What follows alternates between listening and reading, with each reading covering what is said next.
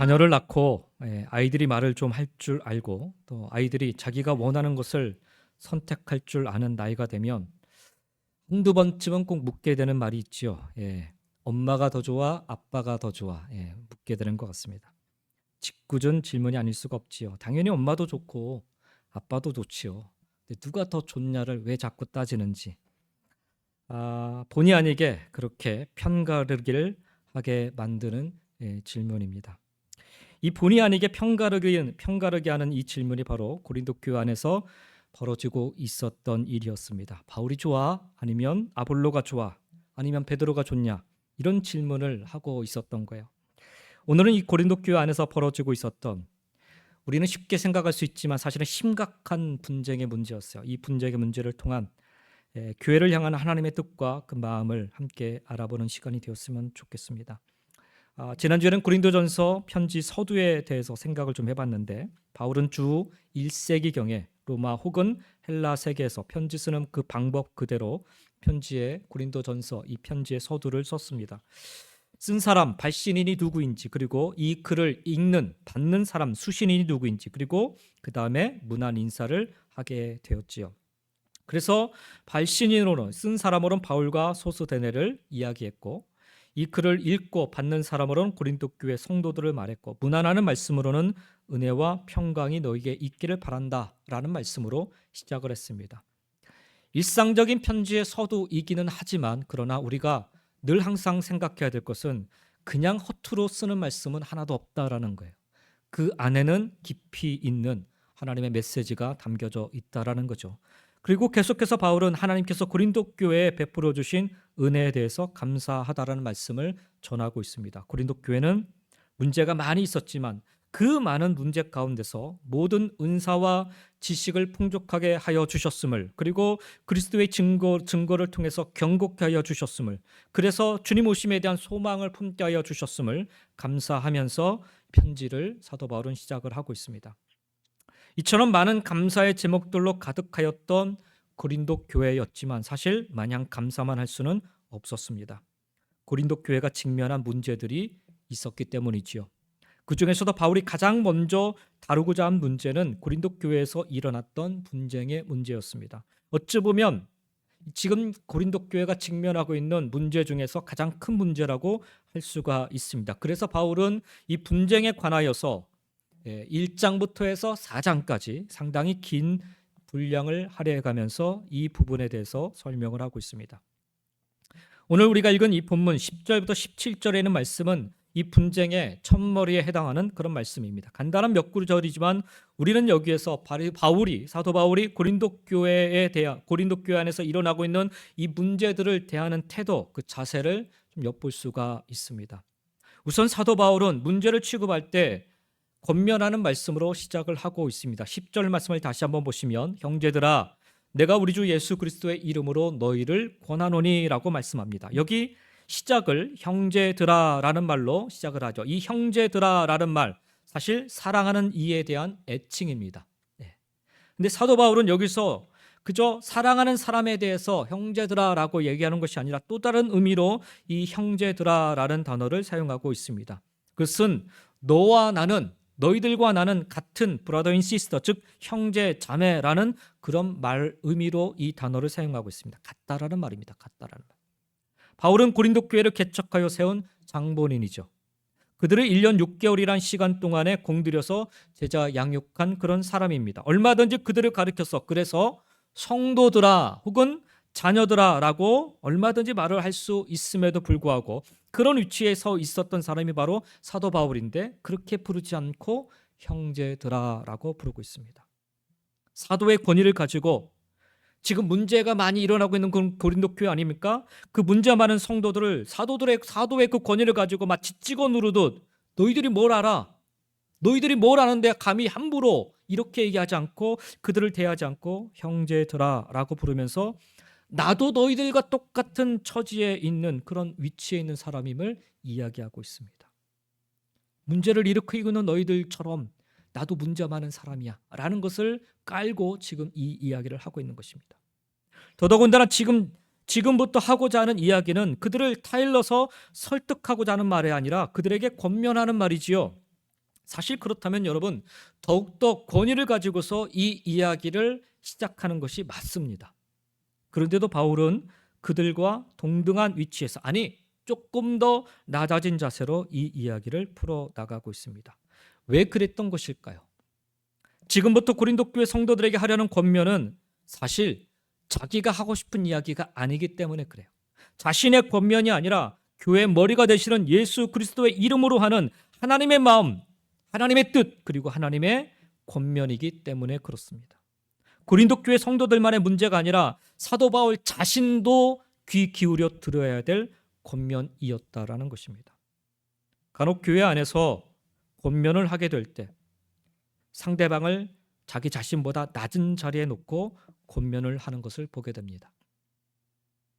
열이면 거의 9열은 그렇게 합니다. 내가 너보다는 신앙적으로나 연륜적으로나 높다라는, 좀 높다라는 사실을 은연중에 미리 깔고 하는 경향이 있습니다. 물론 사도 바울도 얼마든지 그럴 수 있었을지는 모르겠습니다. 그러나 바울은 그런 행동을 취하지 않습니다.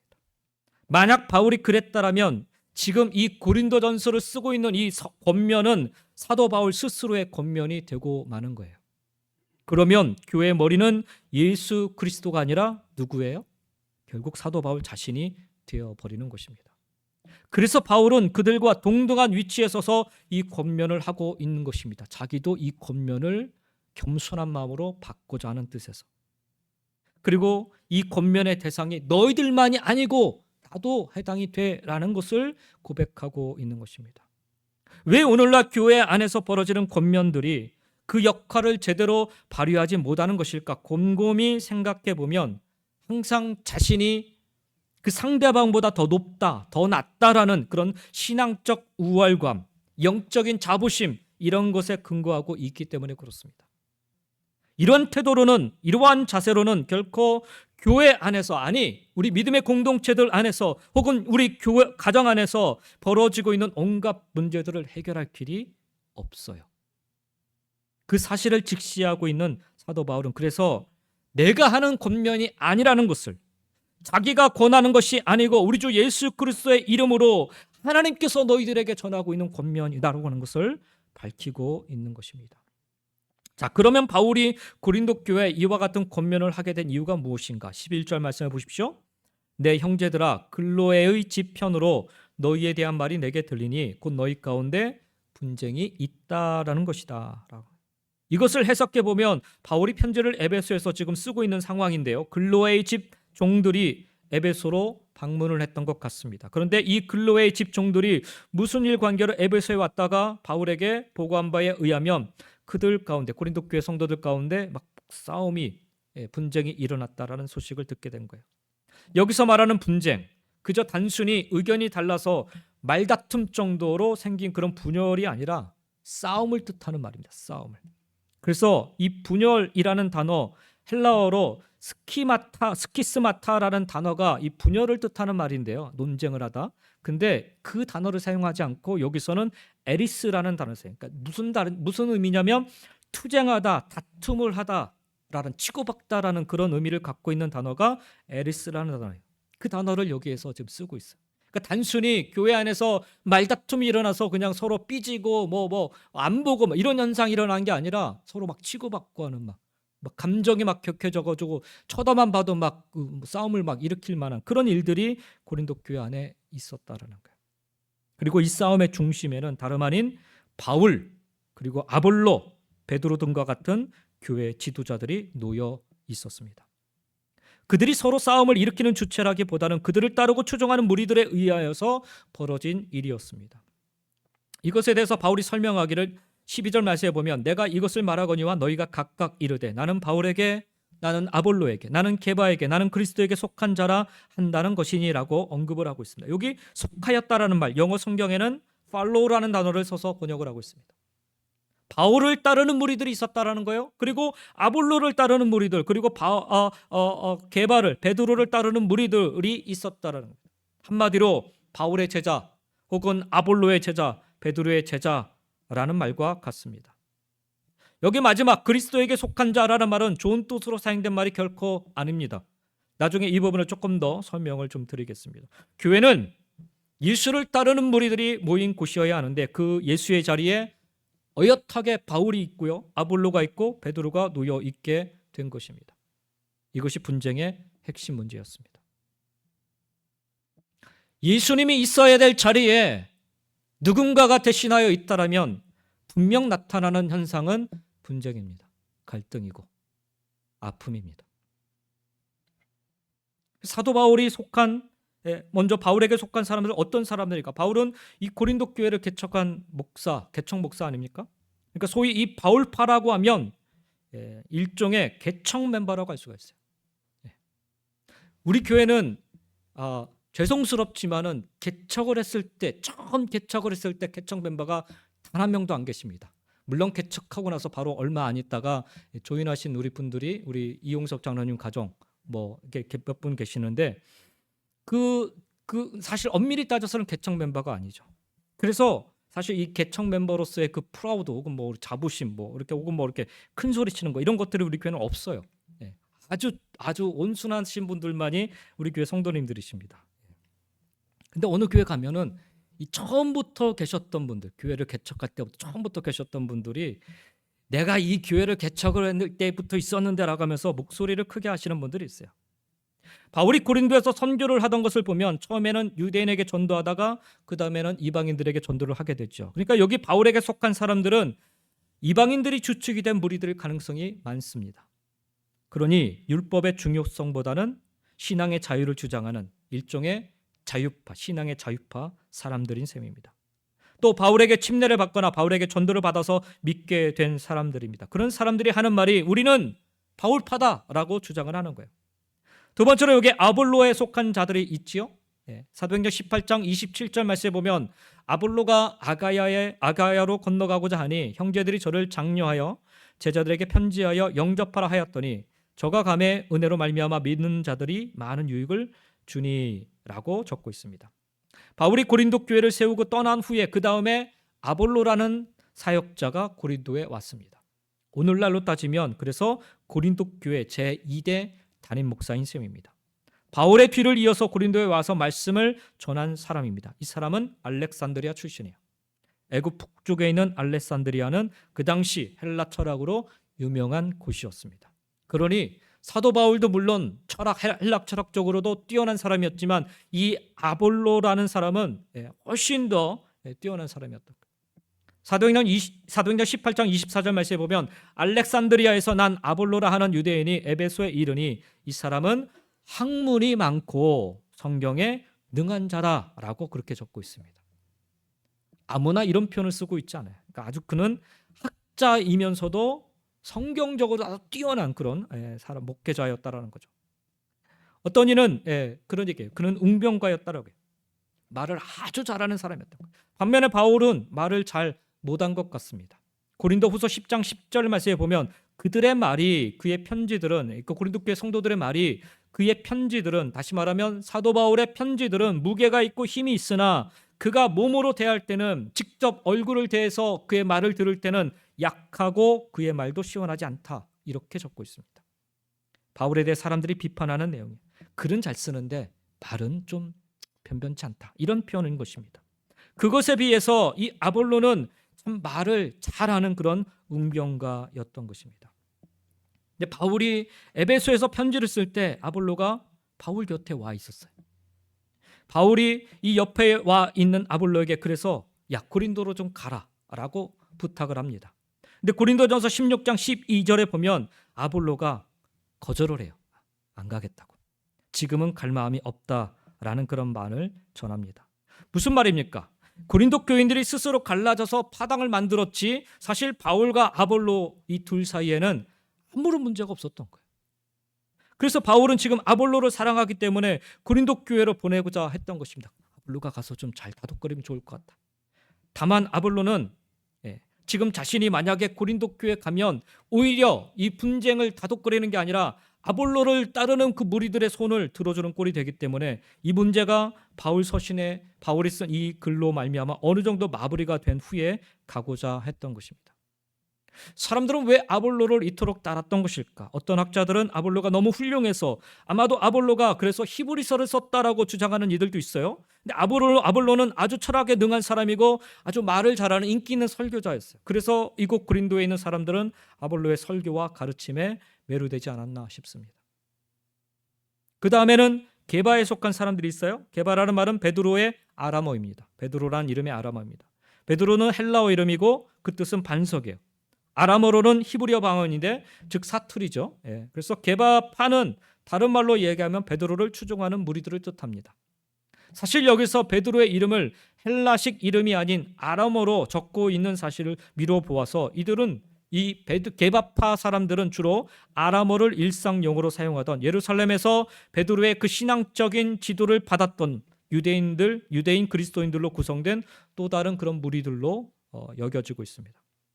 아마 그들은 예루살렘 교회에서부터 신앙생활을 했던 사람들이기 때문에 예수님의 수제자인 베드로의 권위가 가장 크다라고 생각을 하고 그래서 베드로를 내세워서 하나의 무리, 파당을 만들었던 것입니다.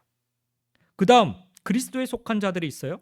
예수 그리스도의 교훈을 직접 들은 자들이 중심이 되어 형성된 그런 무리들, 파당으로 보여집니다. 앞서 언급된 세 무리들은 당파는 각기 인간을 내세우지만 여기 이 그리스도에 속한 자들, 그리스도파들은 그리스도로부터 직접 계시를 받았다라고 주장하는 무리들입니다. 잘 들으시기 바랍니다. 이들은 소위 교회 지도자들 다 무시하고 자기들 스스로의 믿음과 신앙이 최고다 여기는 사람들인 셈입니다. 직통계시, 그런 말 가끔 들어보죠. 직접 들었다는 거죠. 직접. 아무리 바울이 고린도 교회를 개척했어도, 아무리 아볼로가 복음을 잘 가르치고 잘 전한다 하여도, 아무리 예수님의 수제자인 베드로에 의해서 직접 복음을 들었어도 내가 직접 받은 계시, 내가 직접 받은 은사 등이 바울보다 높고 아볼로보다 높으며 베드로보다 높다라고 여기는 사람들. 그래서 바울의 권위도 무시하고 아볼로의 권위, 베드로 권위도 다 무시하고 자기들의 신앙이 최고다 여기는 사람들이 바로 여기서 이야기하는 그리스도파라는 것입니다. 그래서 엄밀히 말해서는요, 이 그리스도파는 표면상으로는 그리스도를 따르는 것처럼 보이지만 사실은 그리스도를 이용하여서 오히려 자기를 높이려는 그런 자들인 셈입니다. 자, 어찌되었든 이렇게 고린도 교회 안에는 본의 아니게 4개의 파당이 생겨버리고 말았습니다.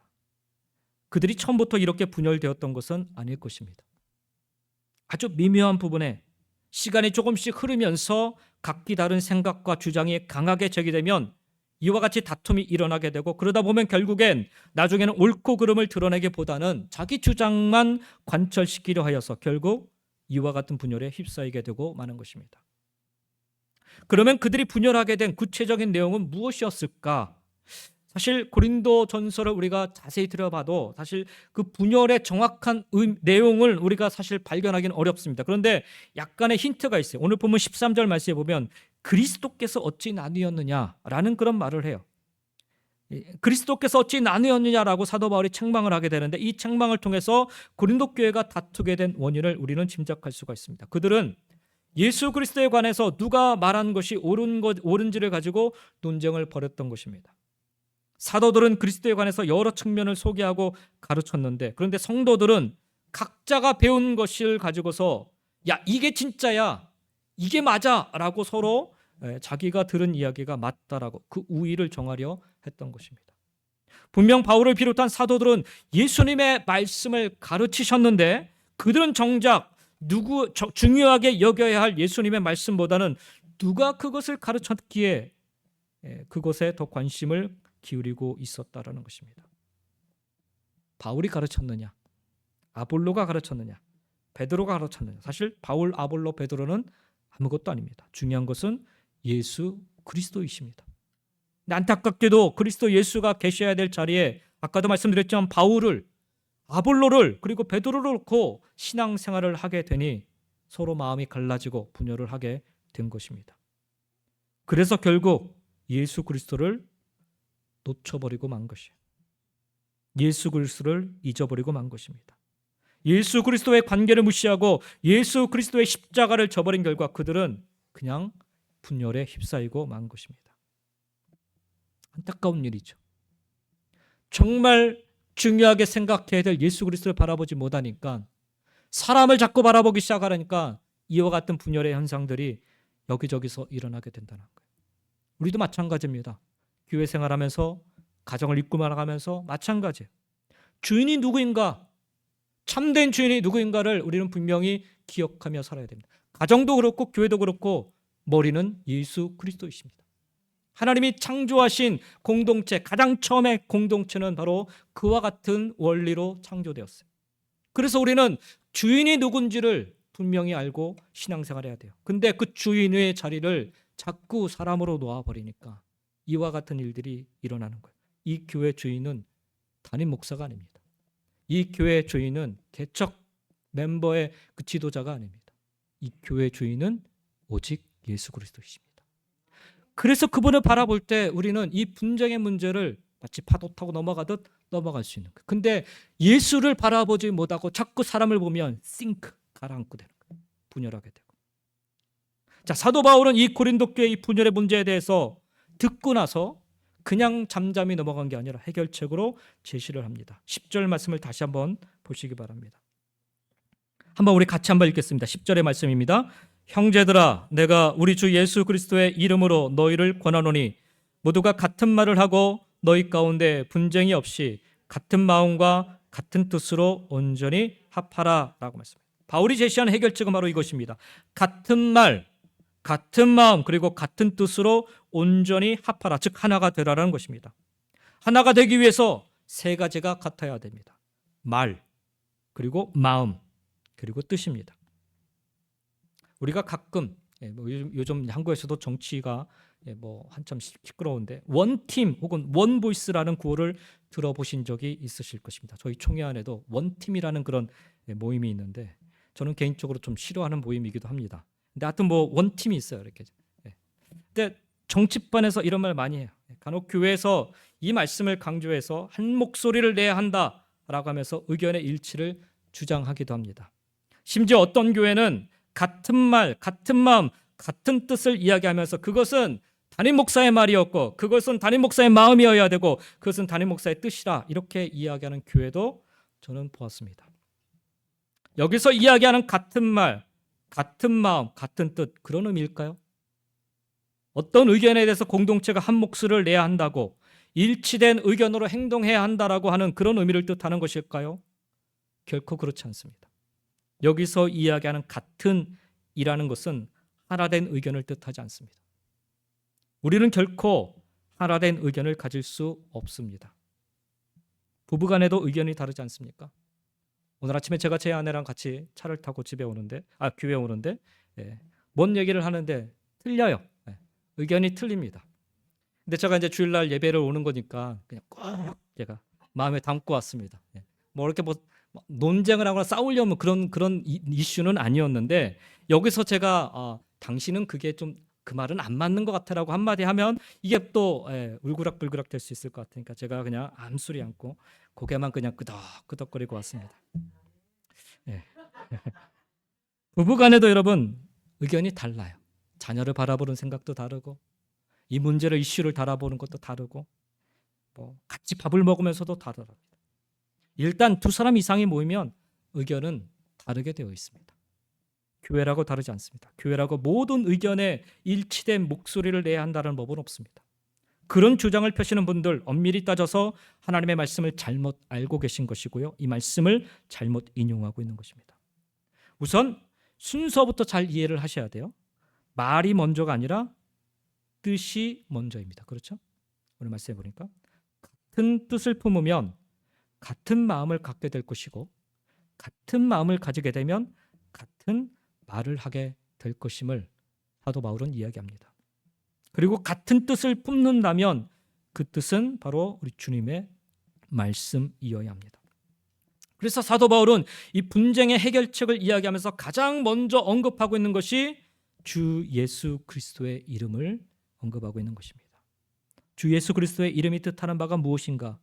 여기에는 바로 복음의 본질이 들어가 있습니다. 요한복음 8장 24절에 주님께서 이르기를 예수를 그리스도로 믿지 아니하면 죄 가운데 영원히 죽을 수밖에 없음을 말씀하시는데요. 따라서 예수 그리스도의 이름에 대한 고백 안에는 내가 예수를 그리스도, 즉 하나님의 약속하신 바로 그 구원자이심을 믿는 그 믿음이 담겨져 있어요. 믿음. 예수가 그리스도임을 믿는다라는 것은 그분이 바로 하나님이 약속하신 참된 메시아, 내 죄를 구원하실 바로 그분이시다라는 것을 고백하는 그 믿음이 담겨져 있다라는 거예요. 하나님이 마련하신 바로 그 구원의 길, 생명의 길이신 예수 그리스도를 믿는 그 믿음의 고백이 바로 예수가 그리스도시다라는 그 고백 안에 담겨져 있는 거예요. 이 예수를 그리스도로 믿음으로 말미암아 우리는 죄 사함을 받는 거죠.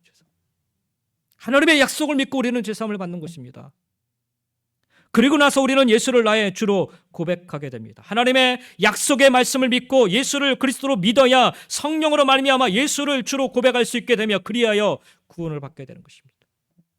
이것이 주 예수 그리스도의 이름 안에 들어가 있는 참된 의미인 것입니다. 이것이 복음의 본질이에요. 그래서 예수를 주로 고백하며 예수를 그리스도로 고백하며 살아가는 자가 구원을 받는다는 것이 바로 이 놀라운 은혜의 복음의 본질인 것입니다. 사도 바울은 같은 뜻, 같은 마음, 같은 말을 이야기할 때 교회 안에서 벌어지는 어떤 이슈에 대해서 이야기할 때 꼭 분쟁이 아니어도요, 같은 뜻과 같은 마음과 같은 말로 하나 되어야 한다라고 가르치고 있는데, 다시 말해 사도 바울은 지금 고린도 교회 안에서 벌어지고 있는 이 분쟁에 대해서 단 한 가지 해결책을 이야기하는데 그것은 복음의 본질, 예수 그리스도 십자가에 집중하면 된다라는 거예요.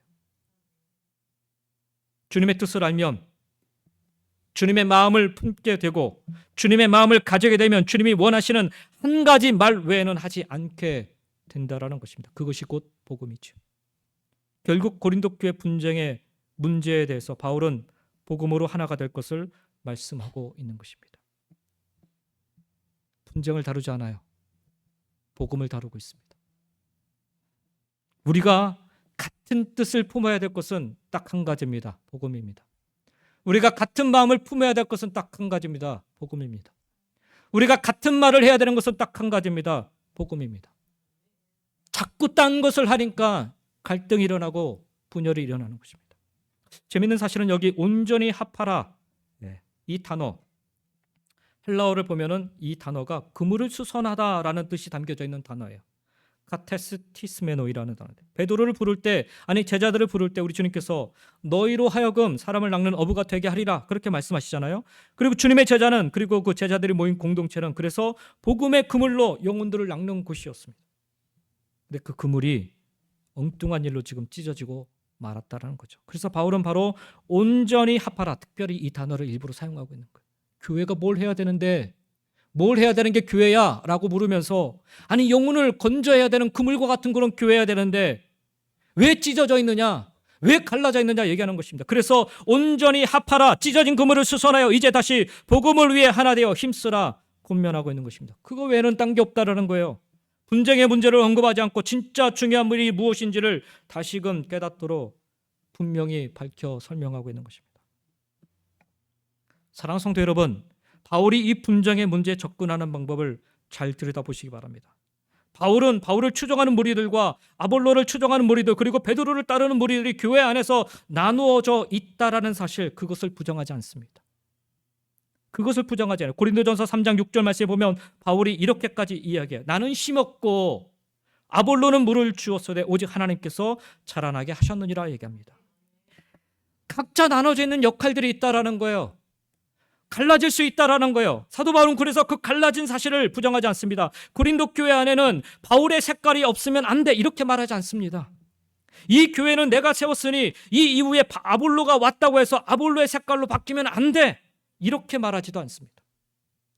저기 멀리 예루살렘 지역에서 베드로에 의해서 복음을 듣고 개종한 이들이 고린도 교회에 들어왔을 때 여기는 바울이 세운 교회니 베드로가 아무리 주님의 수제자라 할지라도 베드로가 한 말, 베드로의 의견 여기에서 함부로 언급하면 안 돼 이렇게 말하지도 않습니다.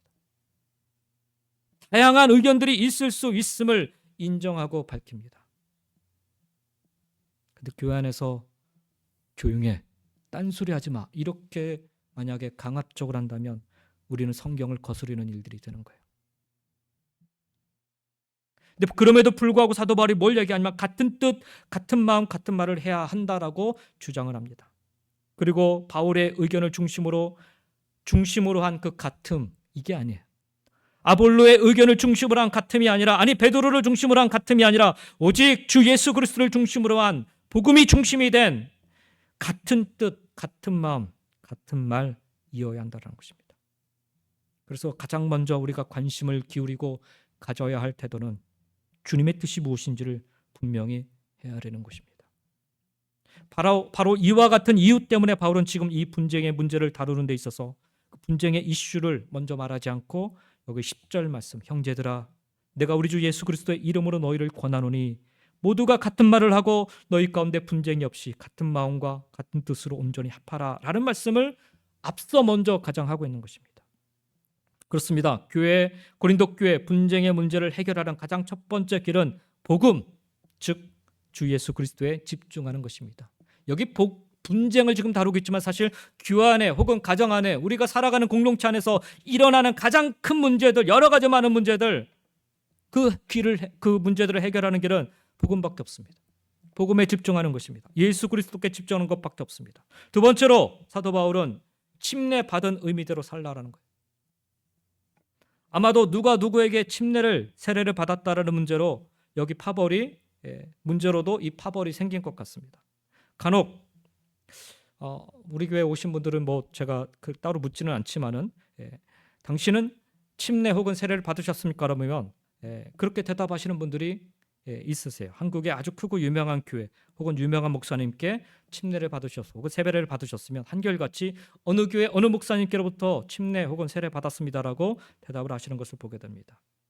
그런데 아무도 잘 모르는 교회 그런 목사님께 침례를 혹은 세례를 받았다면 이 설명하는데 참 애를 먹어요. 예를 들면 여러분이 한국에 있는 아주 크고 유명한 어느 교회 등록을 하게 되면서 미시간에 있는 새생명교회 이필순 목사님께로부터 침례 세례를 받았습니다라고 설명을 하면 표정이요. 멍한 표정을 이렇게 보시게 될 겁니다. 그게 어느 교회예요? 그게 어떤 목사님이죠? 막 또 한참 설명을 또 해야 되죠. 미시간에 있는 새생명교회 어떤 교회인지, 이필순 목사라는 사람이 어떤 사람인지 하나도 유명하지도 않은 사람이고 어디 가서 한 줄 이렇게 인터넷 검색해도 잘 나오지 않는 그런 목사인데 가끔 제 아내가 인터넷 검색을 해요. 변은신 딱 칩니다. 그러면은 이력이 쫙 나와요. 근데 이필순 딱 치면은 없어요. C 이렇게.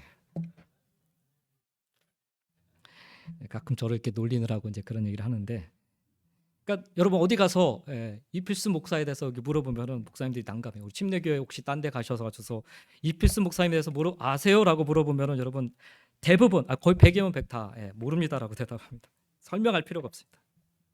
근데 여러분 누가 여러분께 당신은 침례 받으셨습니까? 당신은 세례 받으셨습니까? 물으면 고민할 필요가 없습니다. 명쾌한 대답은 이거 한 가지면 됩니다.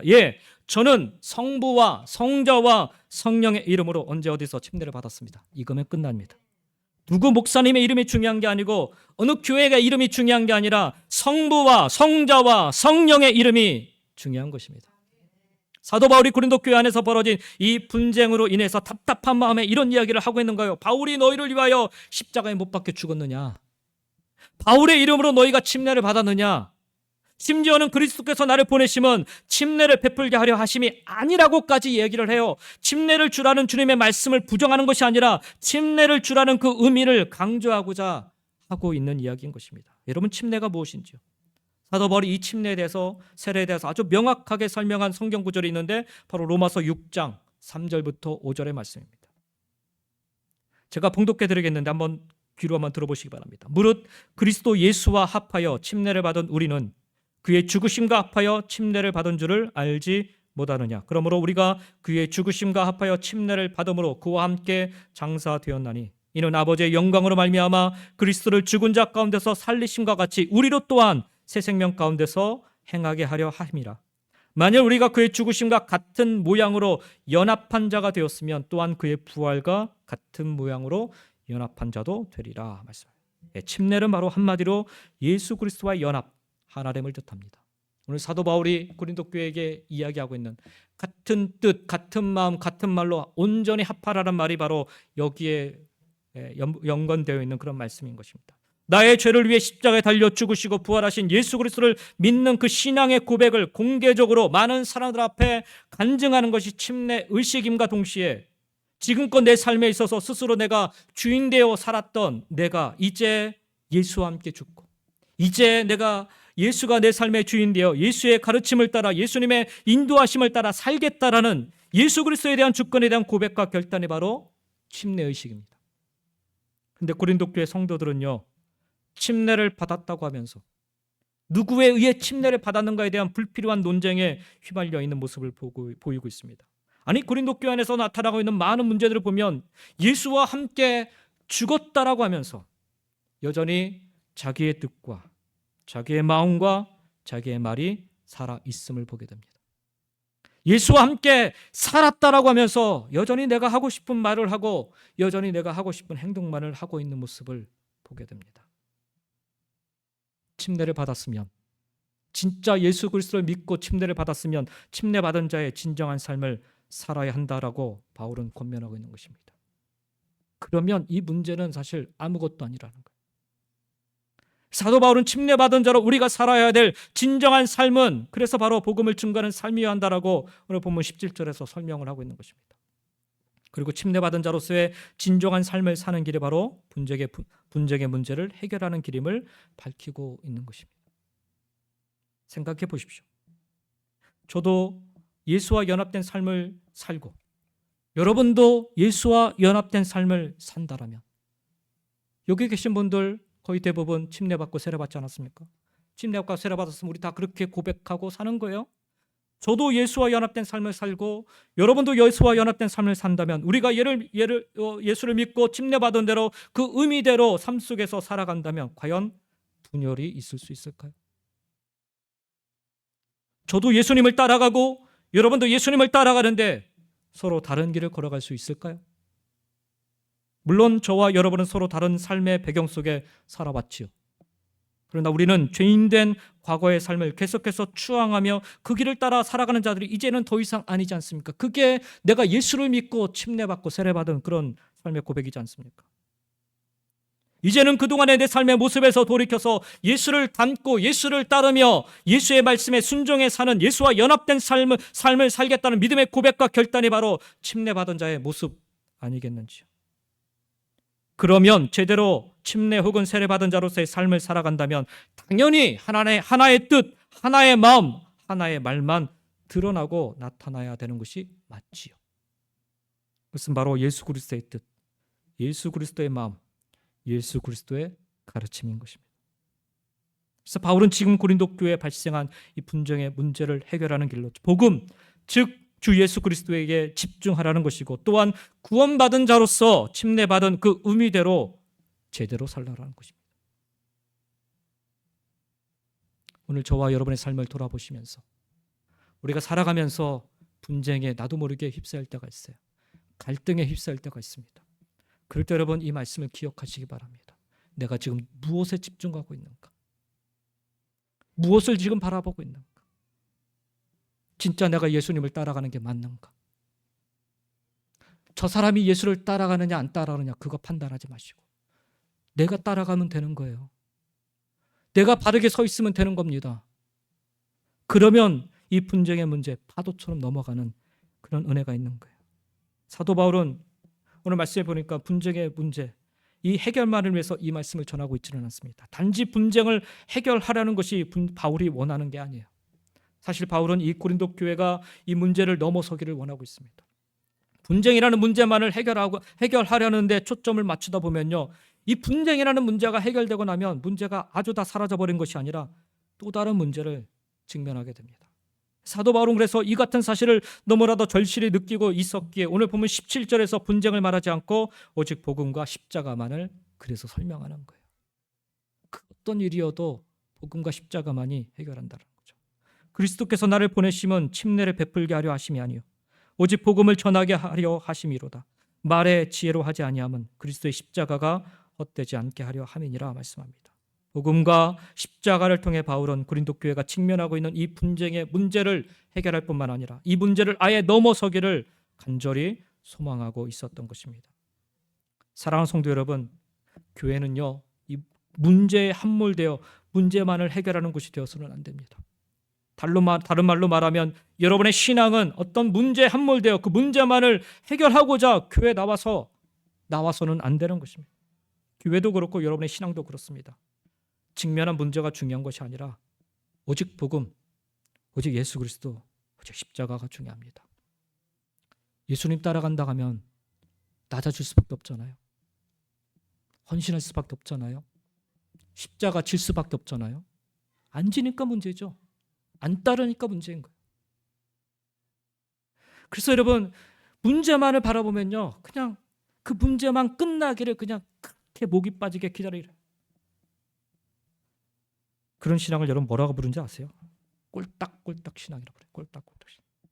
바닷물 속에 잠겨서 파도가 밀려올 때 제자리 뛰기를 해서 겨우 파도를 넘기는 그런 꼴딱꼴딱 신앙. 사랑하는 성도 여러분, 복음의 본질, 신앙의 본질로 돌아가야 합니다. 문제는 해결하는 것이 아니라 뛰어넘는 것입니다. 어떻게요? 오늘 말씀처럼 같은 뜻으로, 같은 마음으로, 같은 말로 온전히 합함으로 뛰어넘어야 합니다. 그래서 주님의 뜻을 잘 알아야 되고요. 그래서 주님의 마음을 잘 품어야 되고요.